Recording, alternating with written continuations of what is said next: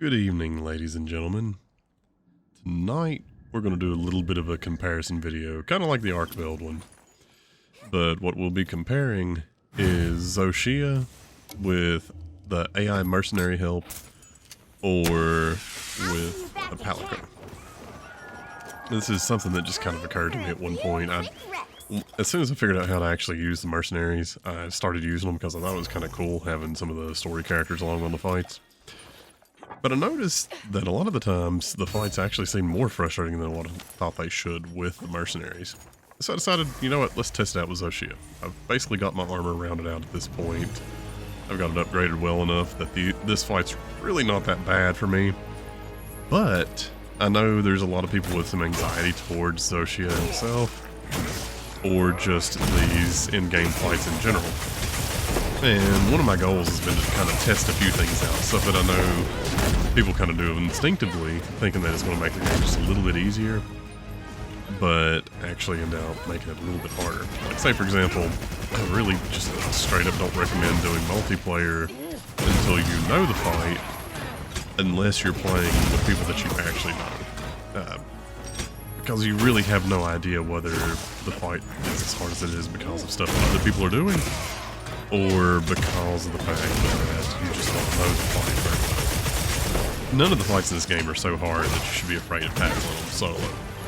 So, since I tend to recommend people practice these things solo before they actually take it into multiplayer, well, let's see what the best method of approaching these things solo is, whether it's with the AI assistants or with Palicoe.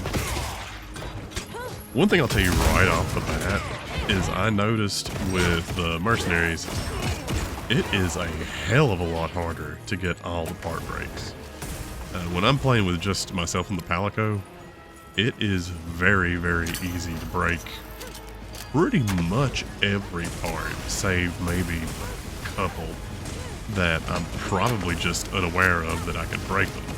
Like, I do believe if you really methodically went through the fight playing by yourself, you could break everything on every monster every time, with the only exception maybe being Gore Magala's fillers, because those have always been a pain in the ass to get. When they're out, you pretty much have to exclusively hit him in the face to get them to break, and I've never gotten them to break on the first go around. I've always ended up breaking them on the second time that he popped them out. So sometimes you have to sit and bait out a second filler pop. Now, there's my stupid death for this one. I don't know what the hell it is about Zoh Shia, but I always die at least once, and it's usually due to something dumb. I'm really not worried about going online with him. Like, if I go to play with other people, I'm just a little bit more cautious. I tend to be a little less careful about what I'm doing when I'm playing by myself, at least on fights that I know I can kill, which at this point is all the fights in the game. So, I'm just not really all that careful. That's one reason why I love Rocksteady now. It lets you just throw it on, face tank a bunch of stuff, and then blow a whole bunch of damage in. Now, actually discussing some of the merits of the mercenaries versus Palicoe. So, since the mercenaries are what's on the screen right now, I'll talk about them first. Then I'll actually jump ahead and do my commentary for what I like about Palicoe with Palicoe. Then jump ahead a little bit and do some final thoughts towards the end of the video. So there's some timestamps that will be down below that will let you jump from place to place, of course. The first one just leads straight into this stuff, but I'll mark it so that you know where to jump to if you want to just skip past the gameplay and hear the full thoughts. So the mercenaries, like I've already mentioned, one of the disadvantages seems to be that it's very, very difficult to get part breaks. I'm not sure that stays true in general with multiplayer. I haven't really tackled multiplayer all that much yet. I know you have to finish out the hunter card, so I'm going to at some point. But for most of what I've been doing, I've been recording videos. So I've not been spending a lot of time playing random multiplayer. I have done it a bit here and there, but nowhere near enough to really definitively say, yeah, I know you'll get a lot of more part breaks doing things solo. But if the mercenary scaling is any indicator, I can't imagine, unless you're specifically telling people to go after a very particular part, that you're going to have much better luck with actual people. usually what has happened in recent games is where they actually do scale the health pools. They scale the individual part break health pool, which is different from the monster's core health pool, a little differently, and the scaling actually tends to be up so high that it's a lot harder to break parts in multiplayer simply because the parts have a significant amount of health. So what ends up happening is the overall fight, typically at least, gets a little bit easier, but getting all the different parts broken that you want gets a little bit harder. Where that becomes an issue with something like Zoh Shia is you basically have to push him through 2 phases before you can really start getting the full suite of part breaks.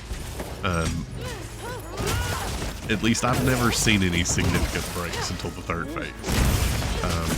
I'm sure someone out there can confirm that or not, but you need him to pretty much have given up the Wilk armor before you can actually at least break the wing arms, which is the big one for him because of the Black Ember mass, and the tail won't cut off until that last phase.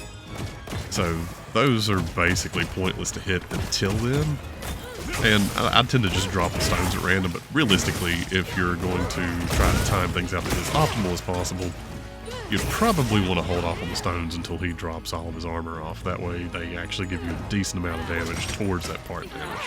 And they give you a knockover, so it gives you a second to actually finish breaking them. But the only real advantage to having all the mercenaries here was he'll focus other people for a second, which lets you actually focus other parts. But again, because of the way he works, that can be a little bit of a pain. By the way, if you've not figured this part out yet, all on the ground there's a bunch of elemental pods. Like, don't grab the ones that are the Zoh Shia part drops. You can grab those to help do some damage to specific parts, but between these little phases, you should pretty much always be picking up elemental pods of some sort and trying to keep at least one on him, so that if he starts to do that attack, you can pop the closest pod to you. Also, another good strategy for him is whenever those little hills will pop up near him, if you can pop a few of those, once he takes a few blasts of damage from that, you can get a free knockover. So they just can end up being good ways to get some damage in.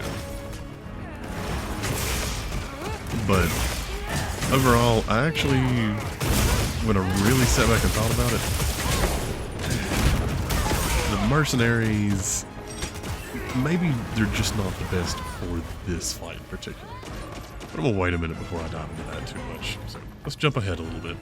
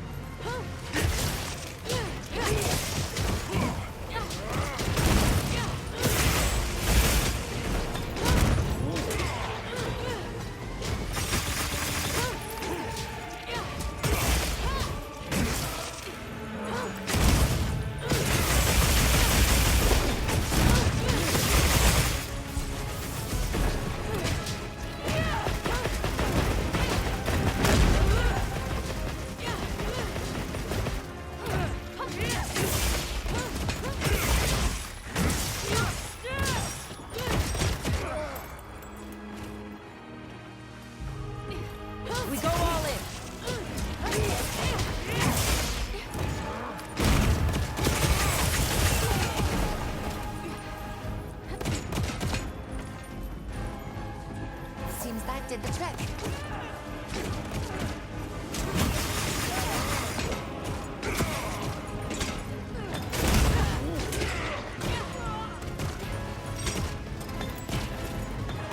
I still have fun to do.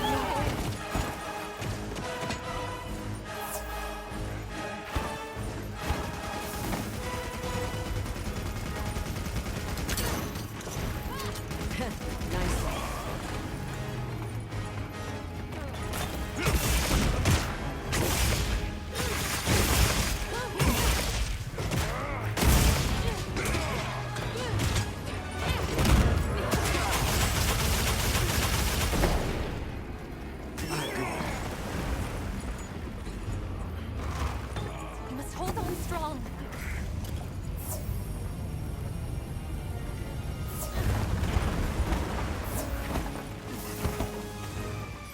be of use.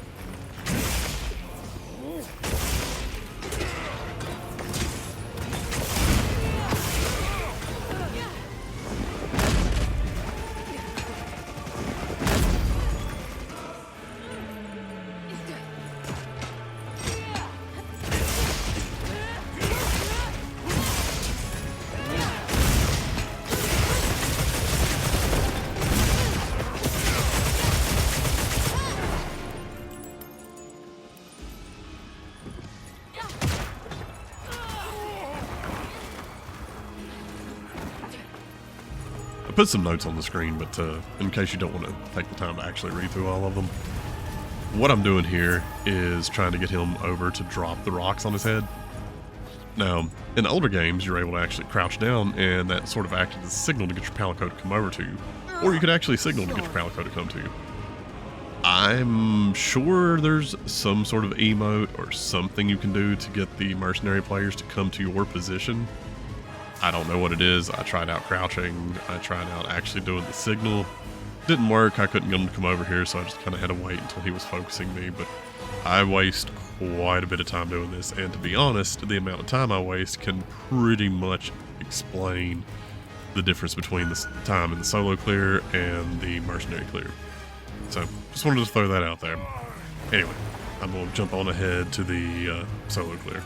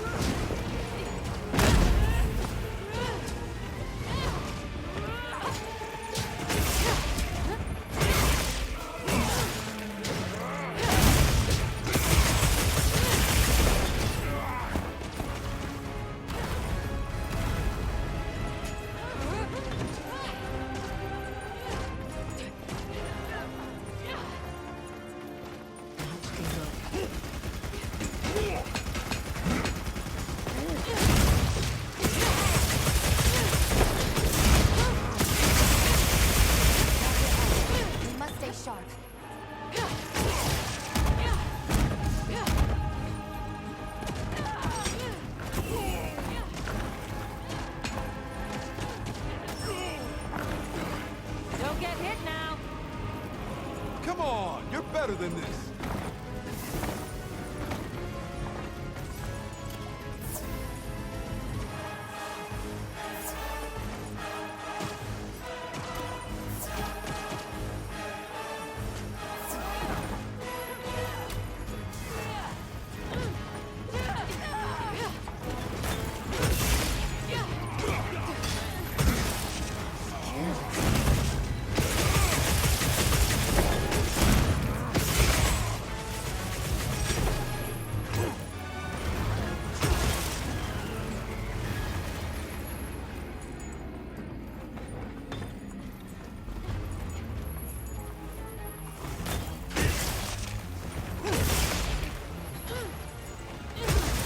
sorry I kept you.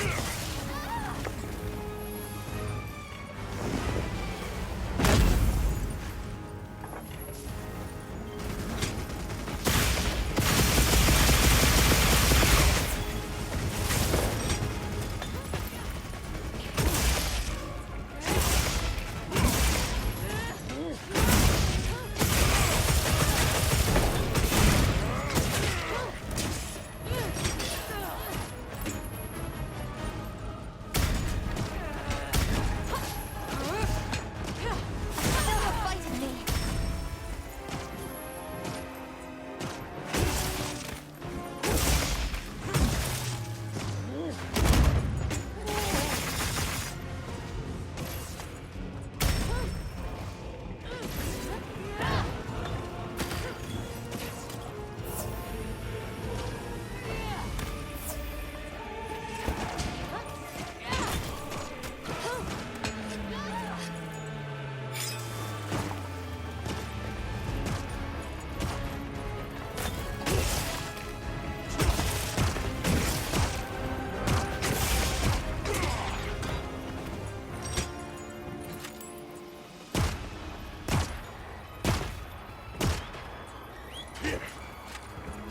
I'm sorry.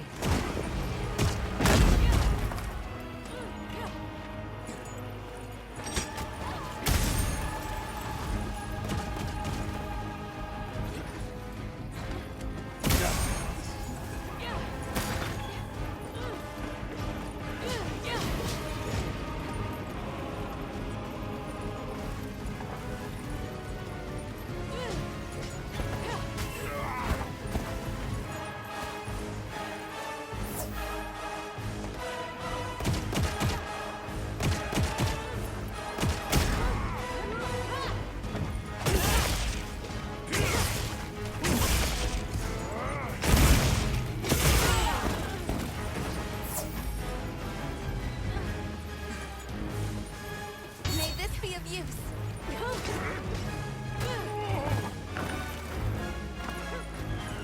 You know what to do.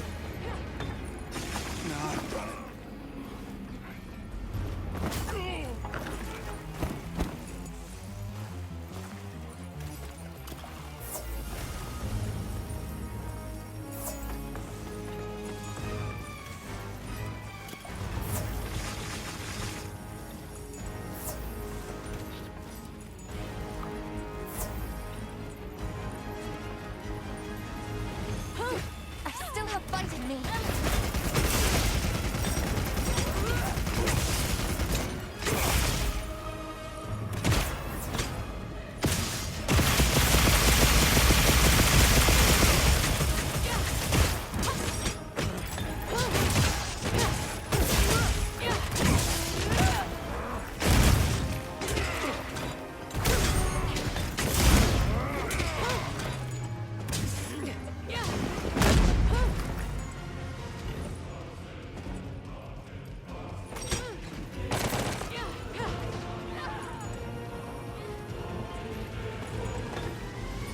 Damn.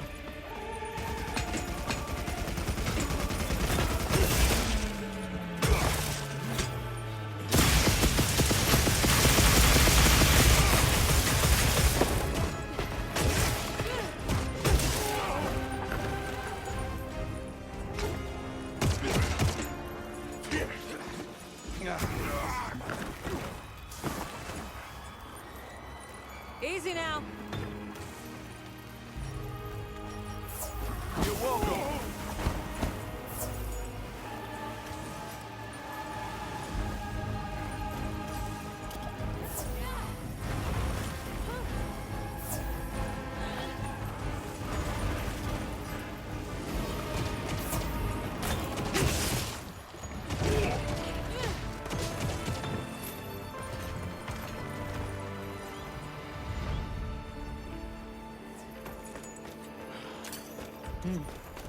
Fine result.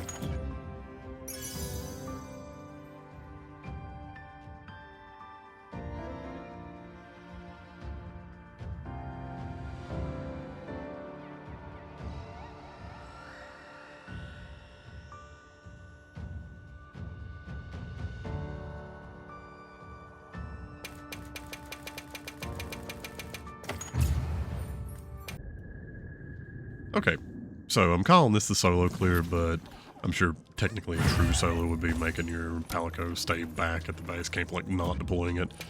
But that's not really what I'm thinking of for this. What I'm thinking of is how will people be farming this.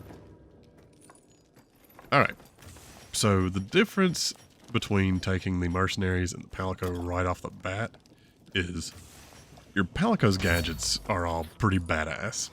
Like, your Palicoe can almost eliminate the need for you to heal yourself unless you're just playing really recklessly, which I do. But not only that, if you unlock the plunder ring, he gets you extra items. You'll actually see a little flash when he gets them, and it'll show the parts that he's picked up. So you get an alert every time he grabs you some extra items off the monster. I'm sure there's a cap on how many he can get per fight. I have no idea what it is. But Here we go. I actually find this to be a lot easier than fighting with the mercenaries. I used to hear this all the time when I was first starting to play Monster Hunter, and I just straight up didn't believe it. But there are a lot of fights where it is way easier if the monster's just consistently focused on you to pull off the stuff you want to pull off than it is if the monster is constantly switching focus. Like, as a matter of fact, in some of the older games, it was pretty commonly argued that a lot of fights against the harder monsters were easier without the Palicoe, or whatever the assistant was in that game. And this one I actually like leaving the Palicoe on because it'll draw attention every now and then. But he's not drawing focus all the time. Instead, he's just throwing out some extra damage and doing a lot of extra heals. But honestly, he makes the game easy enough that I have considered turning him against the rules in the quote-unquote challenge run. That's a whole other topic of discussion. Anyway, you're probably starting to notice that I'm blasting through phases a little bit faster than this. It would be unfair of me to straight up pretend like I think the fight is significantly faster solo than with mercenaries without reason. Like, I did waste a good bit of time trying to lure him over to the rocks in one of the Mercs and just couldn't quite do it. Well, I got it eventually, but it wasn't for lack of trying. And a few other moments where there was a little bit of time wasted that I just didn't do in this fight. I'm sure if I kept practicing solo, I could get the time down a little lower, so it feels faster. Part of that might be that you're more engaged in the fight itself, but I actually do think it's genuinely faster solo. I think that it's a lot easier to handle his attacks, they're a lot more predictable, and you can manage the part breaks a lot better. Like, got hardly any part breaks with mercenaries. Whereas with this one, you'll see I get most of the part breaks. I don't know that I broke arms. I can't remember, but I know I have broken them. I don't think I needed them anymore in this one, so I wasn't focused on it too much. But I got the head broken, got the tail cut off, broke 4 arms, I think. I may have broken one of the wing arms, but I'm not 100% certain, so I can't swear to that right now. You'll see shortly enough anyway. But I am just finding that I actually consistently like the game better with just the Palicoe over doing the mercenaries for the SOS. I think the scaling makes the fight slower, even if they do act as a bit of a distraction. I don't think the amount of damage they do is comparable to what an actual player would do, so they don't end out saving you time, which is the main motivator for most people to go into a 4-player hunt. If you aren't, okay, here's the deal. I know I've said some stuff about, practice before you do multiplayer. The reason for that is you don't want to go in and cart 3 times on a fight just because you don't know the fight. The reality is, playing in multiplayer with a full team of people that have at least some idea what they're doing is generally significantly faster than playing solo. And that's one of the reasons why people really like to play in multiplayer, is you're getting quests cleared faster, so you're getting items built up a lot faster, so you're making your gear a lot faster. It could also be that you're just trying to farm kills for a particular monster to farm up some of those titles, but whatever your motivation is, generally with a good functioning 4-player group, you can get times significantly faster than you can solo. Now, if you're a member of Team Darkside, then I'm sure you could get faster time solo than you can in a group with most people, unless they're your friends that are also Team Darkside. But for most of us, it's going to be a happy medium. Like, you'll gain some extra speed doing it in 4-player, but the issue, and you'll have to confirm this for me in the comments or deny it, does it get harder to actually break parts? Is that still a thing? Because I know in World, that was something people complained about for a very long time. That in groups, while it was fun to play with your friends, it was so much harder to get part breaks that it didn't feel worth it if you were actually trying to get the parts you needed to craft the different pieces of gear. So it was fun to do, fun to go in and get a kill. But you could spend, say, your whole fight wailing on something's tail and have that tail never come off. Now, like I said, I haven't really done enough with multiplayer to know if that's still the case in this or not. But if it is, they really need to adjust that. And if that's not the case, they may need to tweak some of the settings for the mercenaries to keep it from being the case when you're using them.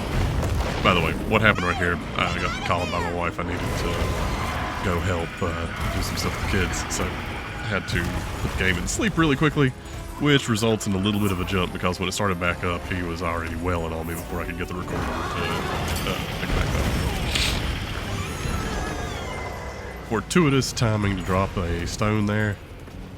I believe it works out alright. Now, I honestly don't know if him having the black parts right here enables you to get part damage built up, or if you really need it to be exclusively during that third phase. I genuinely don't know. I know the tail, for me, it seems like if I beat on it the entire fight, or I don't beat it at all, it seems like it's always relatively easy to get cut off in that third phase. Right there, I almost died. My Palicoe's little resurrection thing healed me up. I don't know what it is. Sometimes I get stuck in front of him when he starts to do that attack.